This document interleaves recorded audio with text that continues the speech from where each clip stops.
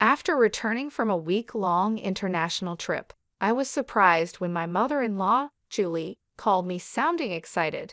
She mentioned something about a $100,000 windfall we had apparently saved. Confused, I tried to remember any recent time I had saved such a sum. As a freelance jewelry designer, I do have a savings account for emergencies, but I don't keep large amounts of cash around, and my bank card was with me the entire trip. Normally, no one else has access to withdraw such a large amount from my account. Julie said, "He gave it to me, so I took it from the sideboard drawer. You guys are doing well, so it's fine." Her words left me bewildered. Before I could ask more questions, she quickly thanked me and hinted at counting on me for future financial help before hanging up. I was left puzzled about the missing $100,000 until Larry, my husband, came home and explained the misunderstanding. A month later, Julie bombarded me with numerous calls. At first, I ignored them, but the constant ringing eventually made me answer. Seeing over 50 missed calls on my phone was alarming. When I picked up, Julie's loud voice filled the room, accusing me of ignoring her. Her tone suggested she felt wronged, but to me, it was just the result of her assumptions. My life as Olivia, a 37-year-old busy freelance jewelry designer wanting children but overwhelmed by work, is shared with my equally busy husband, Larry. He used to have a corporate job, but now helps me manage my growing design business. Early in our marriage, my design jobs were rare, and we largely depended on Larry's steady income. Now, as my business flourishes, our roles and responsibilities have changed, but so have our challenges, like dealing with unexpected family misunderstandings about money.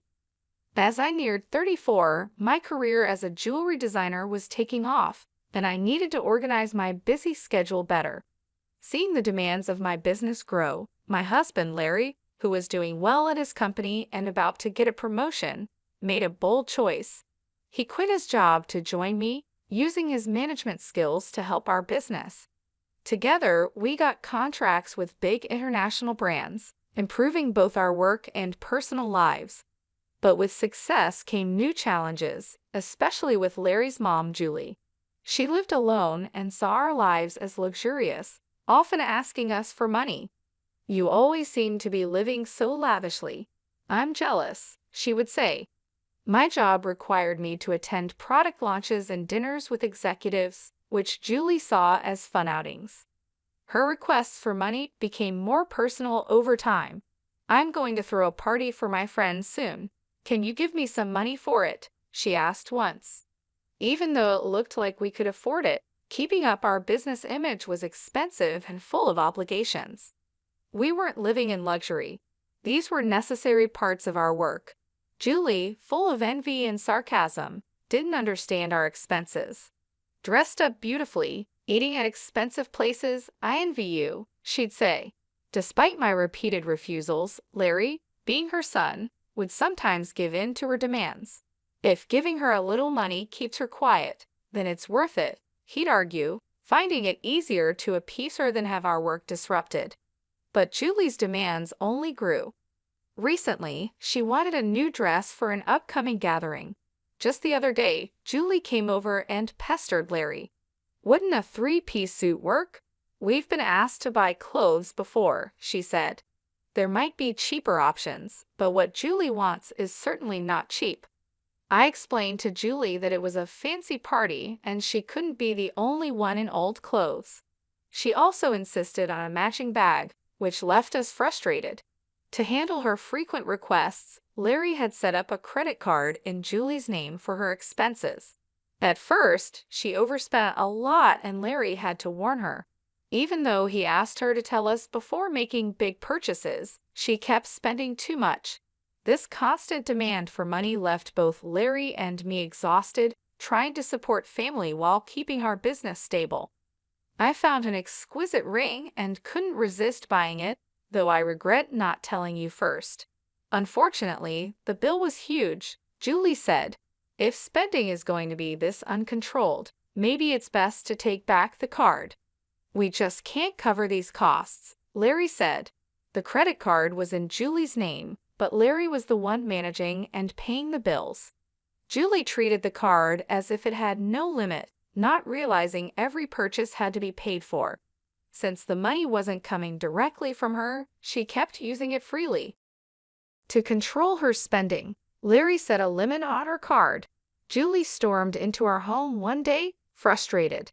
"What the heck? I couldn't pay for my shopping the other day." "Why?" she complained. We explained that her excessive spending was straining our finances, so we had to lower her limit. "It's still enough, right?"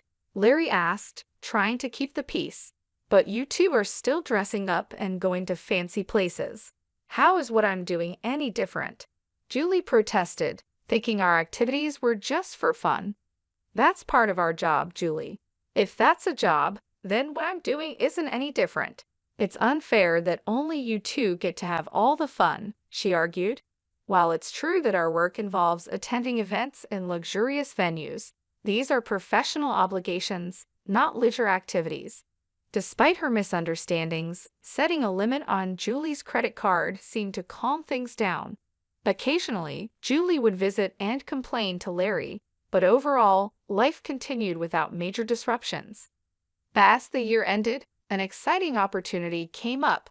A foreign brand manufacturer approached me with a proposal to expand our business by moving overseas. This prospect thrilled me as it could elevate me to the ranks of top-tier designers. Larry, ever supported as my manager, was all for it. "It's a chance we have to take," he affirmed. However, the idea of moving abroad brought a new concern. Julie. Given her past behavior, it was a real worry that she might insist on joining us overseas. The thought of living internationally was exciting, but dealing with Julie's demands in a new country was daunting. When we told Julie about our plans to move overseas for work that weekend, she reacted as we expected. "I want to come too," she declared, assuming our move would be a long vacation. Larry tried to explain, "We're going there for work. It won't be as leisurely as you think." But Julie was skeptical. "You're trying to trick me. You're planning to live even more lavishly there without me watching," she accused. "We're not moving there permanently. We'll come back after our work is done," I explained, trying to calm her concerns. Yet she retorted, "You're saying that, but you're planning to leave me behind, aren't you?" Larry and I were both exhausted by this repetitive argument. In an attempt to compromise, Larry suggested, "Okay, we can't take you with us, but how about we pay for a week-long trip for you instead?" Julie perked up at this. "Really? Are you sure? We'll cover your flight and hotel, but you'll need to manage the rest," Larry affirmed, pleased for the moment. However, the peace was short-lived. A few days later, while Larry was busy with the move arrangements, Julie dropped by unexpectedly. "Hey Olivia, Larry said I want to shop over there too. Can you give me some money?" she asked. "What about the card that Larry gave you?" I inquired, knowing she had a designated credit card for such expenses. Julie's face fell. "That's the thing. Larry finally took it away from me the other day," she admitted. It seemed she had been reprimanded for overspending, and anticipating the challenges of managing finances with different currency rates overseas, Larry had confiscated the card. "I don't have that kind of money on hand either. I can't give you money without Larry's approval." "Can you ask him?" I suggested, knowing full well Larry's stance. "It's no use asking him.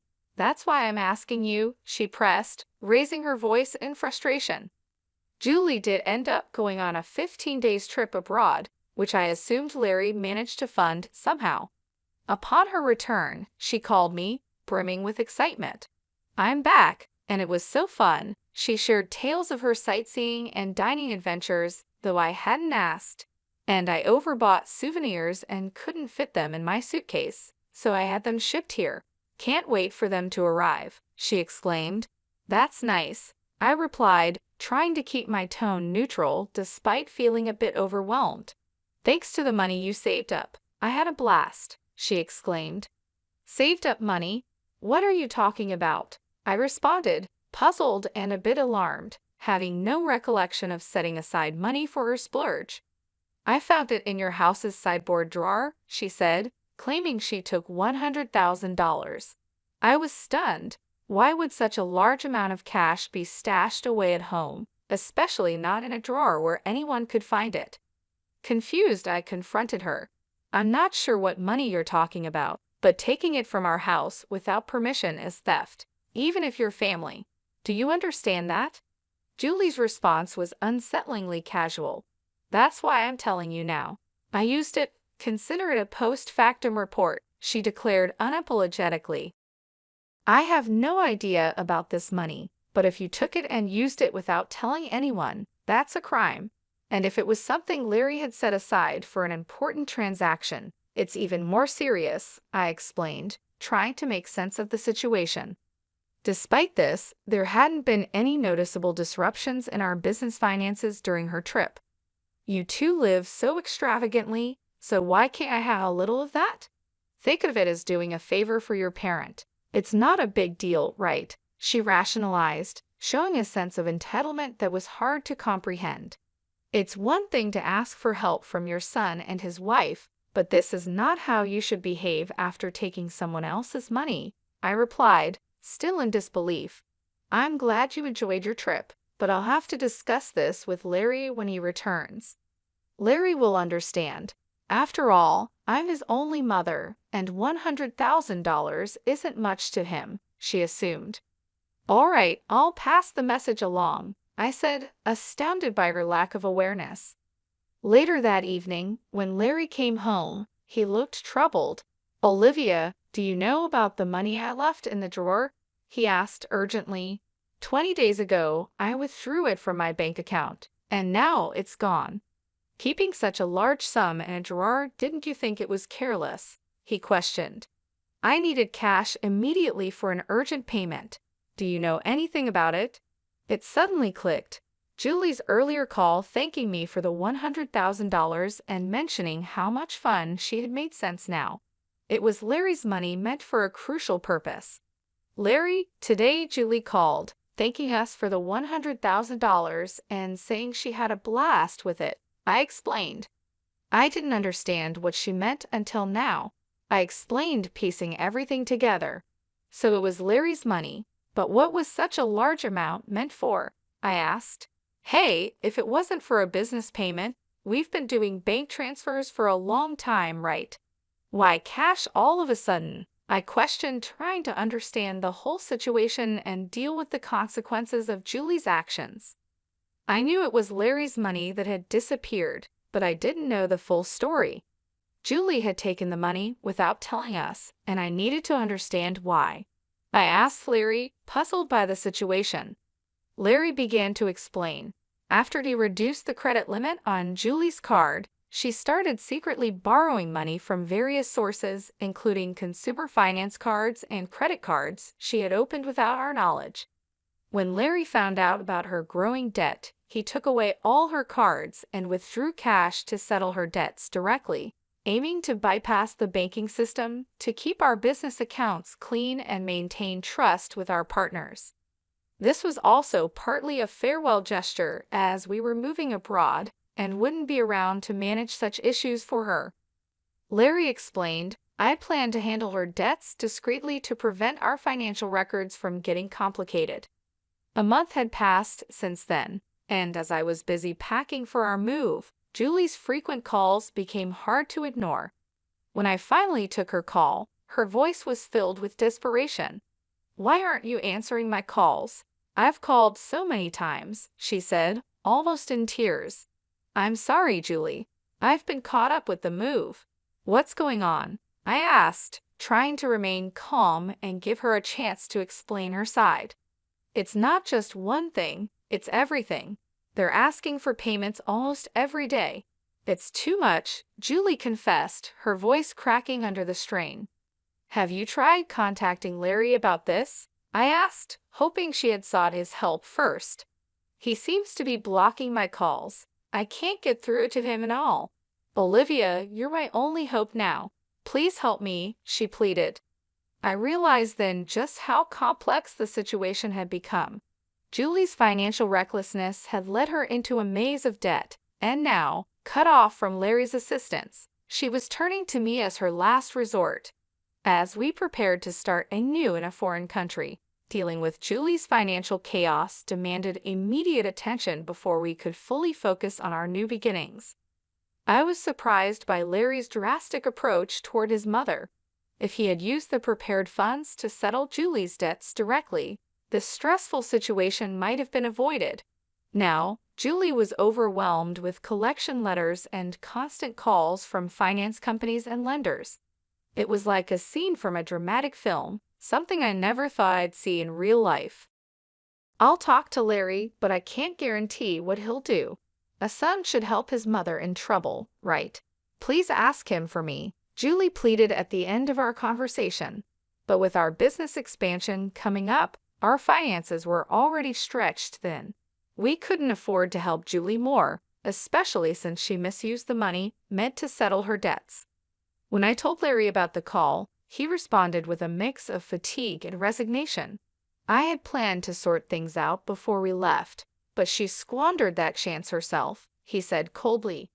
The money was originally meant to clear Julie's debts, but she spent it on a lavish trip, leaving no room for excuses.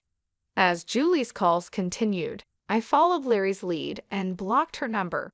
Part of me wished to help her. She was, after all, Larry's mother, but there was nothing I could do if he chose to detach from the situation. Meanwhile, our move overseas was fast approaching, and I still had a lot to pack. Amid the chaos, I discovered more troubling news.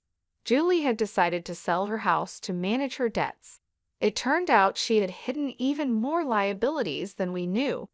The total amount was so large that even after selling her property, she couldn't cover it all. Losing the family home where Larry had grown up was deeply upsetting. Our family home is gone. Are you okay with that? I asked, sensing his sadness.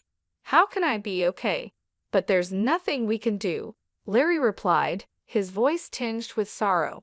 Losing the house where he grew up must have felt like a great loss, much like how I felt when I lost my parents' house early in life.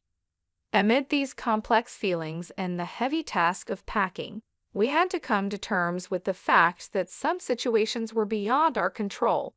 We needed to focus on our future as we prepared to start anew in a different country. The bittersweet reality of losing a family home struck me deeply. I watched the situation unfold with Larry. Unlike my past experiences, Larry had not only lost the house where his earliest memories were made, but also his emotional sanctuary, and all while his mother, Julie, was still alive. It's a hard feeling to describe the mix of loss and displacement, especially under such painful circumstances. It's more than just losing a building. It's about losing a part of your history and the comfort of a place to return to that no longer exists. Julie now lives in a modest apartment and faces the daily struggle of managing her debts. She works part-time, which is tough given her age. Job opportunities for older people are limited and often physically demanding and less rewarding. This new reality is a big change from her previous life of unchecked spending and financial freedom. Though I feel sympathy seeing her struggle, it's tempered by knowing her situation is the result of her own poor financial decisions.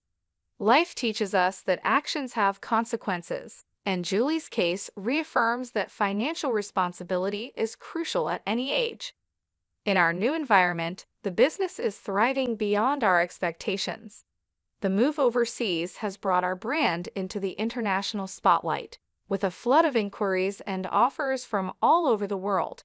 Every new email and call brings potential for growth and collaboration, which is exciting but also very demanding. The success is thrilling but consumes our entire lives, leaving little room for anything else. Days blend into nights as we navigate time zones and cultural differences, trying to make the most of this golden opportunity. Despite the professional achievements, our personal lives are weighed down by our relentless schedules. The dream of expanding our family seems more like a distant vision, something we hope to revisit when the immediate demands lessen. Larry, who handles everything from logistics to client management, feels the strain deeply. As partners in both life and business, we often ponder our future and priorities, wondering how we can balance our professional goals with our personal desires. I look out of our apartment window, taking in the vast landscape. The neon lights blur into the night, mirroring the blur of our daily lives. This view, filled with promise and anonymity, is a sharp contrast to the familiar streets we once knew. This city, vibrant and relentless, is now our home. However, it starkly contrasts with the quiet, steady life we left behind. Our new life is exciting but also daunting. It's filled with endless tasks and decisions that challenge us at every turn. Navigating this new chapter, I often think about Julie's situation and the broader implications of our family and financial decisions. It's a continuous learning curve, understanding how deeply our choices are intertwined with our lives. Each decision, each sacrifice, and each success shapes not just our immediate circumstances, but also the legacy we leave behind. This view is full of promise and anonymity, a big change from the familiar streets we once knew. This city, vibrant and relentless, is now our home, but it is very different from the quiet. Our new life is exciting but also challenging, with endless tasks and decisions at every turn. As we navigate this new chapter, I often think about Julie's situation and how our family and money choices affect everything. We keep learning how our choices are deeply connected to our lives. As we build this new phase of our life, we try to balance achieving success and maintaining the relationships that define us beyond our business achievements.